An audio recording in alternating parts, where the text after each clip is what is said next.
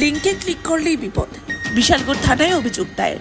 WhatsApp লিঙ্কে click করলেই hack হয়ে যাচ্ছে হোয়াটসঅ্যাপ। এবার সরকারি মাধ্যম ব্যবহার করে আরটিও ট্রাফিক চালান অ্যাপ মানুষের হোয়াটসঅ্যাপ অ্যাপ মেইলে আসছে লিঙ্ক। ক্লিক করলেই হ্যাক হয়ে যাচ্ছে মোবাইল, কেটে যাচ্ছে ব্যাংক থেকে টাকা। এই মূলে সুমিত দেবনাথ নামে এক যুবক মামলা দায়ের করেন বিশালগড় থানায়। এই লিঙ্কে ক্লিক করা থেকে বিরত থাকার আহ্বান পুলিশের।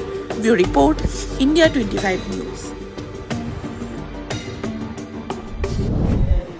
অ্যাকচুয়ালি কি হইতেছে, আজকে কয়েকদিন ধরে আমাদের ফ্রেন্ড সার্কেলে একটা অ্যাপস ভাইরাল হইতেছে, আরটিও চালান কই আর কি একটা। তো আমরা সবাই জানি যে বাইকের তো আমরা চালান ওইটা দেখতে গিয়ে সেটা সবাই এটা ডাউনলোড করতেছে।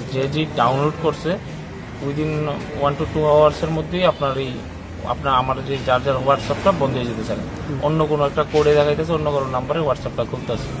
তারপর হোয়াটসঅ্যাপে ডিপি আবার চেঞ্জ করে দেওয়া হইতেছে এবং ওই হোয়াটসঅ্যাপটার দিকে আমাদের যতগুলো গ্রুপে আমরা কানেক্টেড আছিলাম প্রত্যেকটা গ্রুপে এই আরটিও চালানের অ্যাপটা প্রোভাইড করতেছে এবং যারা খুলতেছে সবাই নাম্বারে হোয়াটসঅ্যাপ হ্যাক হইতেছে। এখন আমরা বিশালগড় থানাতে জিডি এন্ট্রি করছি, এখন পর্যন্ত প্রায় 7-8টার মতো জিডি এন্ট্রি এরকম ঘটনা করছে। তো এটা দিয়ে সেটা বিভিন্ন মানুষের SMS করা হইতেছে, বিভিন্ন মানুষের বিভিন্ন ধরনের রিকোয়েস্ট, টাকা পাঠানোর লেখা বা কোনো কিছু লেখা। হোয়াটসঅ্যাপের সিকিউরিটি কোডটাই চেঞ্জ করে দিয়েছে, এটা আর আমাদের মোবাইলে হোয়াটসঅ্যাপটাই খুলতেছে না। নাম কি আপনার?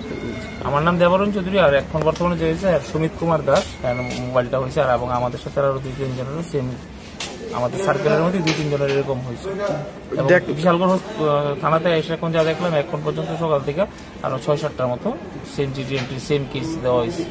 দেখলাম 4-5টা এমন অভিযোগ হয়েছে, কি করবেন এ ব্যাপারে? এটা কি হতে পারে? এখন তো এটা তো আমাদের এটা তো খুব হার্মফুল।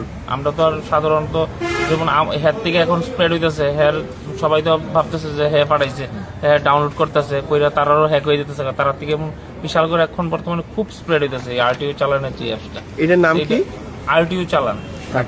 এটা একটা লিংক মোবাইলে আসে নাকি? লিংক না, একটা অ্যাপিকের মতো হইতাছে, ডাউনলোড টিপ দিয়ে ডাউনলোড করে ইনস্টল করতেছে, তারপর থেকে হ্যাক। কি শুধু হোয়াটসঅ্যাপে না ইমেইলে? আমরা এখন পর্যন্ত হোয়াটসঅ্যাপে পাইছি, এখন থানাতে এসে দেখতেছি ইমেইলও নাকি হ্যাক হইতাছে।